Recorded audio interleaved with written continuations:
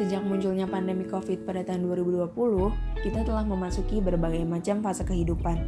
Dulu bisa beraktivitas bebas tanpa masker, berjam-jam belanja di pasar dan mal, sampai berkerumun di ruang publik dengan aman dan nyaman.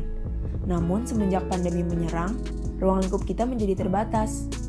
Sehingga dalam upaya mengurangi penyebaran COVID, berbagai fasilitas umum seperti mal dan pasar harus ditutup.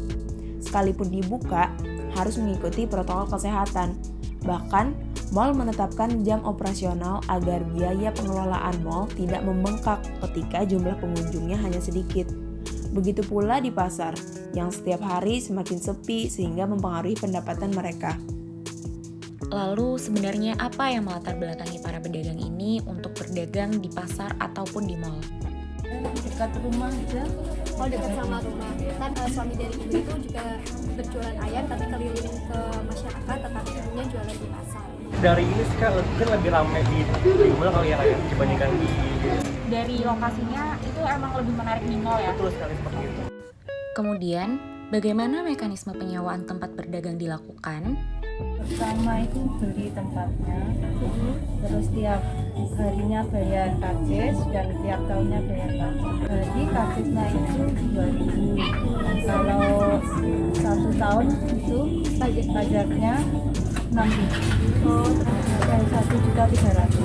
Tahun 2001. Oke, itu Kurang tahu juga saya kan kalau masalah pembayaran kurang tahu. Saya itu kan ada yang ngurusin juga kan kalau sewa dari pihak catainya Kak. Lalu bagaimana perubahan yang dirasakan pedagang sebelum dan sesudah pandemi? Masih diperbolehkan tapi harus memenuhi protokol. Pasarnya mulai sepi sejak ada pandemi ini, terus penjualannya turun. Kalau misalnya bawa 12 biji, sekarang tinggal 5 biji. Harganya ayam kan mahal, penjualannya orang beli itu menurun. Banyak perubahan Kak. Oh iya, Dari perubahannya? mulai sales ya Kak. Ya. Kalau dulu sebelum pandemi itu salesnya bener-bener selalu ini kita kan selalu gede-gede. Saat pandemi itu jelas menurun banget Kak. Dan sekarang kan yang udah longgar-longgar gini nih, tetap Kalau sekarang sih justru lebih ramai sekarang sih Kak. Udah mulai itu lagi ya Kak, normal lagi kan. berarti di sini kebijakan PSBB itu mempengaruhi banget. Betul, sangat mempengaruhi sekali Kak di sini. Kebijakan PSBB memaksa para pedagang berhenti berjualan secara langsung. Hal ini dilakukan pemerintah sebagai upaya mencegah penularan COVID-19. Walaupun demikian, ternyata biaya sewa tempat tetap diberlakukan oleh para pemilik tempat, khususnya yang berada di dalam gedung, sehingga membuat para pedagang harus tetap membayar biaya sewa meskipun sedang tidak berjualan. Untuk pedagang dengan merek dagang besar, biasanya pihak keuangan mereka yang mengurus masalah sewa tempat. Karyawan seperti kasir atau barista yang ada di dalamnya tidak tahu mengenai permasalahan tersebut.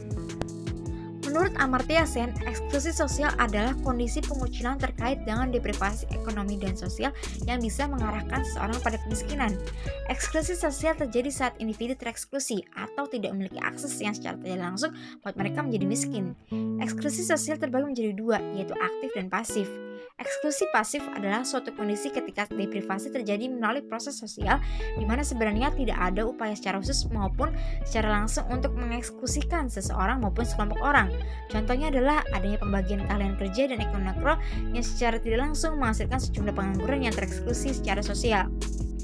Kami melihat bahwa kebijakan pemerintah terkait PSBB secara tidak langsung mengeksklusikan para penjual di pasar maupun di mal, sehingga menciptakan kesenjangan yang ada di masyarakat pada masa pandemi COVID-19 ini.